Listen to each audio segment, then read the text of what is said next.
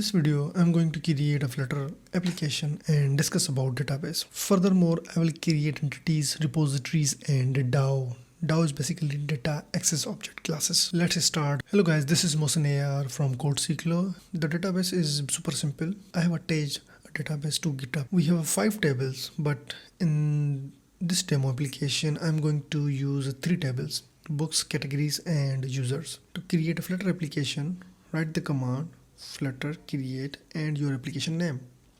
To open the created application, go to the application directory and write code dot and hit the enter or return key. Now let's add packages one by one in pubspec file.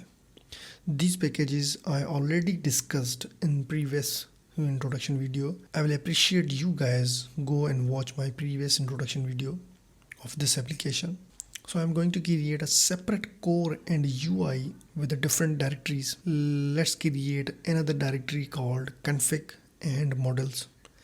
In the config, create db connection.dat file and add MySQL connection attributes to connect to MySQL database. In the model directory, I will create entities. Every entity should have the same name fields as the table columns.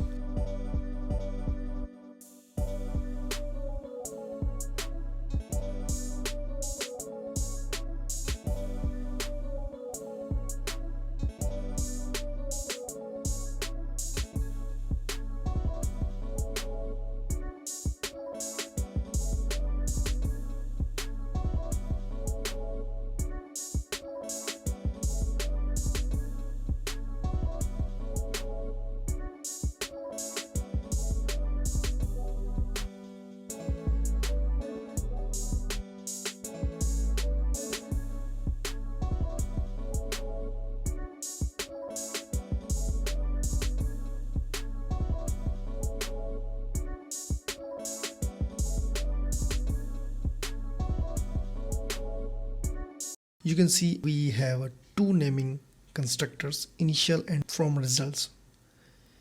Initial is used for when we need default values, and from result is used when we get records from database. You should ignore to JSON and from JSON as we don't need them in this application. Now let's start to get data from MySQL by creating a repositories directory. In the repositories, I will write MySQL queries to fetch and save records. So I will create a separate repository dot file for each table.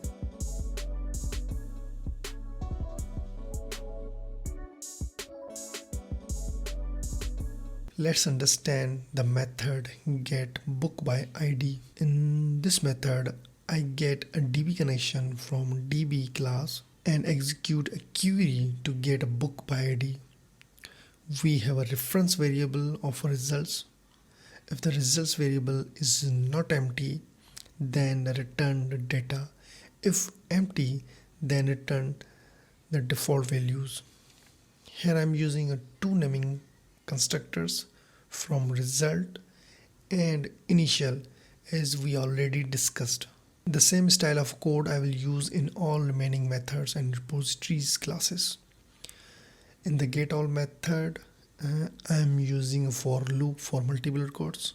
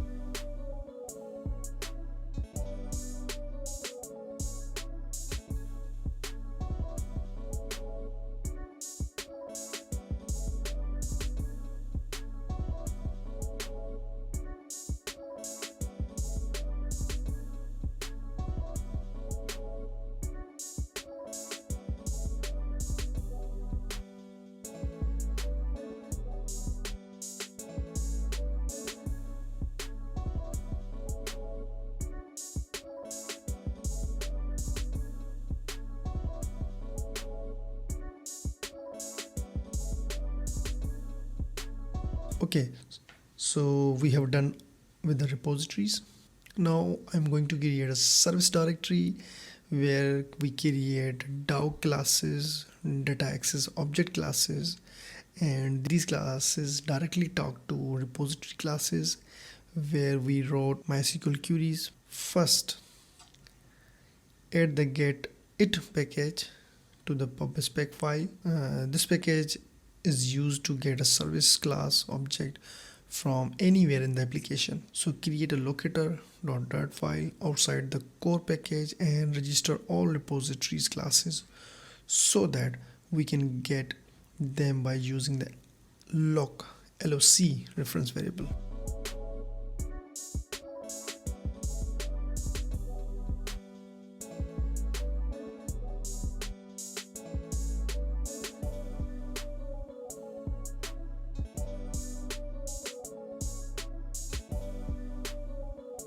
So here I am creating user DAO.file and writing an abstract class user DAO, as Dart does not have a support for interfaces. Here I am using stream controller to add user object when user logged in successfully so that we can get logged in user anywhere in our app. To get logged in user, we will do that in UI section. You can understand remaining methods by their names. Let's implement a user DAO abstract class. In the getAuthUser method, we are passing username and password to get authenticated user. If user authentication fails, then we simply returns false. The remaining methods are so easy to understand. The get1 to get a single user, get all to get multiple users, and logged out method. Now we apply the same pattern to all DAO abstract classes and their implementations.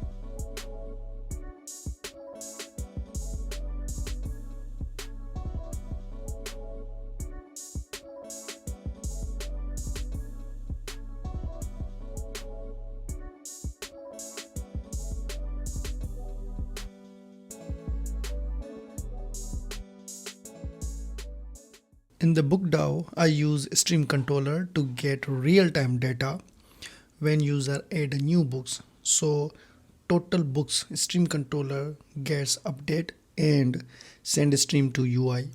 All remaining stream controllers in book DAO have same purpose in our app. But in this demo application, I am using microseconds as a values to use the sample data used in stream controllers. The get book by query method, here I am passing a 5 nullable parameters. Inside method, we have a string type where query variable. I'm creating MySQL where clause query by just concatenates data strings. Let's suppose if the category ID variable is not null, then concatenates MySQL query with category ID value passed as a parameter. If it is a null, then use an empty string. At the end of this method, I am calling getBookByQuery from book repository class. We also have a dispose method to dispose all streams. So in this video, we have covered entities, repositories, and DAO classes. Hope you like this video. Please like, share, and subscribe.